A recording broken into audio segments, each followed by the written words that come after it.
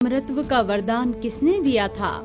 प्रिय दर्शकों, शिव पुराण में ये उल्लेख मिलता है कि भगवान शिव ने त्रेता युग में प्रभु श्री राम की सहायता हेतु हनुमान जी के रूप में पृथ्वी पर अंशावतार लिया था, जहाँ हनुमान जी ने भगवान श्री राम की सहायता करते हुए अनेकानेक दैत्य व असुरों का वध किया था।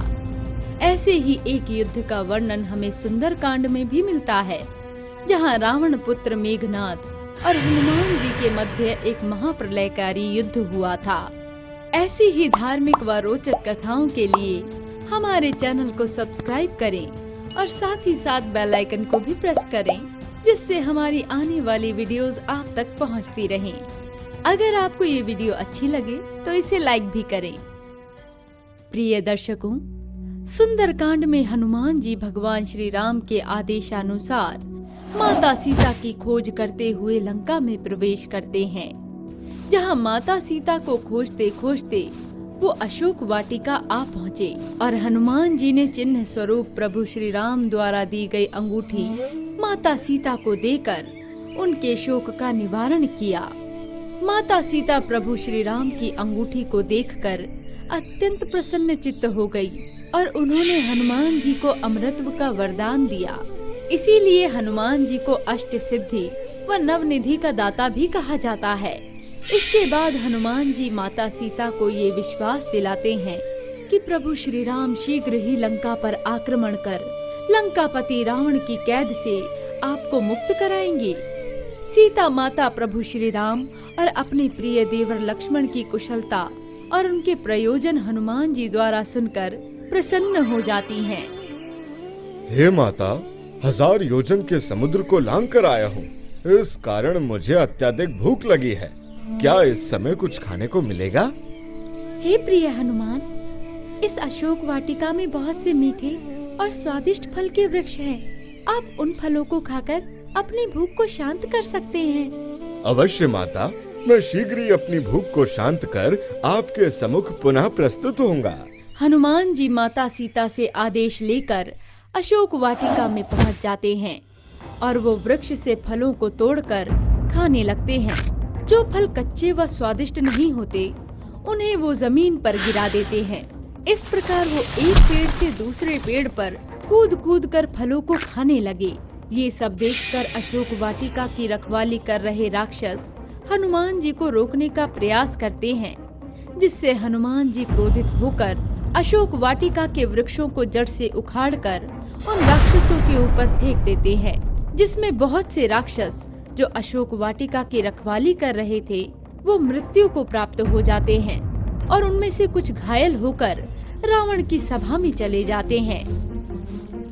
हे लंकापति, एक बड़े ही भयंकर वानर ने अशोक वाटिका में आतंक मचा रखा है।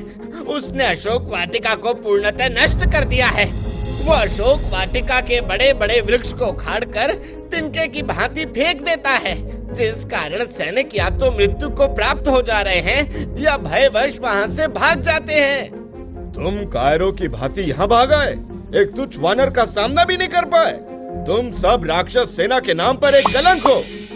हे लंकापति, क्षमा करें, परंतु वो वानर जितना भयंकर है उससे कहीं ज्यादा वो शक्तिशाली व मायावी है।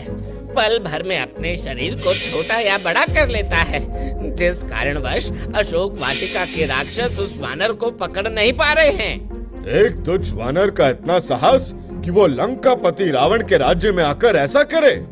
उस वानर को इस दुस्साहस का दंड अवश्य ही मिलेगा। इसके बाद रावण अति क्रोधित होकर अपने सेनापति जम्बालिक को आदेश देते हैं कि उस वानर को पकड़कर दंडित किया जाए, जिसने अशोक वाटिका में आतंक मचा रखा है। हे लंकापति रावण, आपकी जैसी आज्ञा। हे तुच्छ वानर, तुम्हारा इतना दुस्साहस, सामने आओ। तुम्हें लंका के सेनापति के क्रोधाग्नि से कोई नहीं बचा सकता है। हे सेनापति, मैं तो अपनी भूख को शांत करने के लिए इस वाटिका के मीठे और स्वादिष्ट फलों को खा रहा था। भला एक भूखा वानर और कर भी क्या सकता है, परंतु आपके सैनिक मेरे भोजन के बीच में बाधा बन रहे थे। इसलिए मैंने उन्हें दंडित करके यमराज के पास भेज दिया है। दुष्ट वानर, तुम किसके आदेश पर इस वाटिका के फलों को खा रहे हो? एक भूखे को भला किसी का आदेश लेने की क्या आवश्यकता? अच्छा, ऐसा जान पड़ता है कि तुम्हें देवताओं ने भेजा है। तुम उनके गुप्तचर हो। अब तो तुम्हें मृत्यु दंड अवश्य ही मिलेगा। अच्छा, अब तुम मुझे मृत्यु दंड दोगे?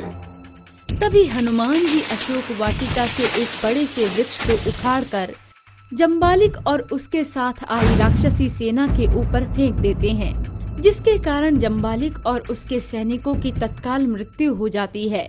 रावण जम्बालिक की मृत्यु से अति क्रोधित होकर अपने सबसे छोटे पुत्र अक्षय कुमार को आदेश देते हैं कि उस दुष्ट वानर को पकड़कर मृत्यु दंड दिया जाए।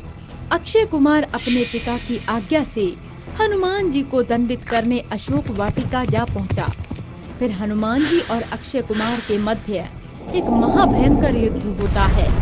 अंत में हनुमान जी वायु की तेज गति से उसके कनकमय रथ पर कूद जाते हैं, जिस कारण कनकमय रथ के कई टुकड़े हो जाते हैं और फिर दोनों के मध्य द्वंद्व युद्ध होता है और अंततः अक्षय कुमार का वध भी हनुमान जी द्वारा हो जाता है, जिसके बाद अक्षय कुमार की मृत्यु से रावण शोक संतप्त हो जाता है। उस दुष्ट मरकट का इतना दुस्साहस, मेरे ही राज्य की सीमा में आकर मेरे ही वाटिका में आतंक मचाकर प्राण से प्रिय मेरे ही पुत्र अक्षय कुमार की निर्मम हत्या कर दी। अब मैं स्वयं उसे मृत्यु दंड दूंगा। पिताश्री, आप मुझे आदेश दें। मैं उस मायावी वानर को पकड़कर आपके सम्मुख प्रस्तुत करूंगा। उस मरकट के किए की सजा मैं अवश्य दूंगा। मेरे प्राण से प्रिय अनुज की मृत आत्मा को तभी शांति मिलेगी। हाँ हाँ, अवश्य ही। मेरी भी यही इच्छा है पुत्र। पिताश्री, मुझे आदेश दें। पुत्र विजयी भव। मेघनाद लंकापति रावण का आदेश लेकर राक्षसी सेना के साथ हनुमान जी को पकड़ने अशोक वाटिका पहुंच जाता है। वहां पर मृत पड़े सैनिकों के शव और अशोक वाटिका को नष्ट हुआ देखकर वो अति क्रोधित हो जाता है। दुष्ट वानर, लंका नरेश के नाम मात्र से देवलोक के समस्त देवतागण भयक्रांत हो जाते हैं और तुम्हारा इतना दुस्साहस, लंका में आकर हमारी सेना को अपनी माया से भयभीत कर रहे हो। तनिक आप ही सोचो, भूखा फल या भोजन नहीं खाएगा तो भला क्या मिट्टी खाएगा? जो मुझे उचित लगा मैंने वैसा किया। तुम कोई सामान्य वानर तो नहीं लग रहे हो। तुम अवश्य ही कोई मायावी वानर प्रतीत होते हो। मैं हनुमान, प्रभु श्री राम का भक्त हूँ। अच्छा, तो तुम राम के गुप्तचर हो। बिना आज्ञा के तुम लंका में प्रवेश तो कर गए हो, परंतु यहाँ से जीवित नहीं जा पाओगे। हे पराक्रमी योद्धा, यहाँ मृत पड़े योद्धाओं की भांति तुम भी अपने युद्ध की अभिलाषा पूरी कर लो। दुष्ट वानर, त्रिलोक विजेता इंद्रजीत को युद्ध की चुनौती दे रहा है। जिसके नाम से त्रिलोक में भूचाल आ जाता है, उससे तुम युद्ध की इच्छा रखते हो।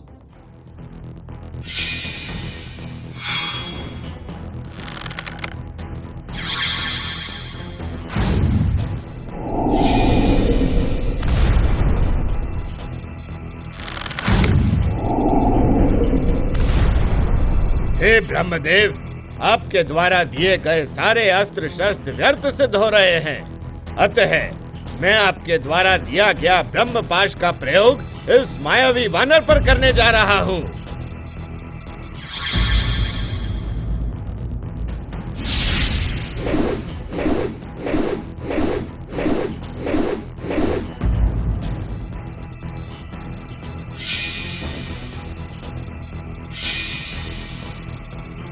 युवराज मेघनाद की जय! युवराज मेघनाद की जय!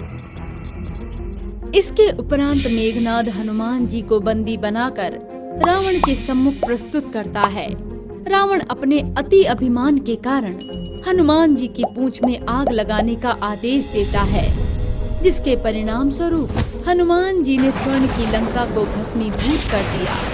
लंका को अग्नि में समाहित करने के बाद हनुमान जी अपने कथनानुसार पुनः माता सीता के पास जाते हैं और माता सीता हनुमान जी को चिन्ह स्वरूप अपनी चूड़ामणि देती हैं। फिर हनुमान जी माता सीता के आशीष वचन के साथ लंका से प्रस्थान कर सीधे प्रभु श्री राम के पास उपस्थित हो जाते हैं।